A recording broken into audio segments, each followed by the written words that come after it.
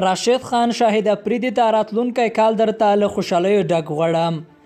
د افغانستان ملي لوبډلې مخکښ رتبه اچوونکي راشد خان د پاکستان ملي لوبډلې پخوانی لوبډل مشر آرلونډر شاهد افریدي ته د هغه د کلیزې په مناسبت مبارکي ویلې ده.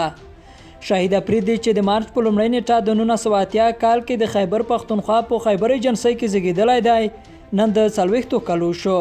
نوموړی د پاکستان ملي لوبډلې پخوانی لوبډل مشر هم پاتې شوی دی او همداراز یو له مخکښو آرلونډرانو څخه تیر شوی دی. راشد خان نوموړي ته د هغه د 40مه کلیزې په ورځ په ټویټر باندې په یو ټویټ کې مبارکي ویلې ده او لیکلي دي: شاهد افریدي لالا، د کلیزې مبارکي درته وایم، راتلونکی کال درته له خوشحالیو ډک غواړم. شاهد افریدي یو مهال دومره چټکه توپونه ترسره کوله چې د پاکستان د ټولو لوبو بریا او ماتې ورپورې تړلې وه او هر کال چې به شاهد افریدي ښه توپونه ترسره کړه پاکستان به یې بریالی کړ چې پاکستان ته یې ډېرې بریاوې ور په برخه کړې وې.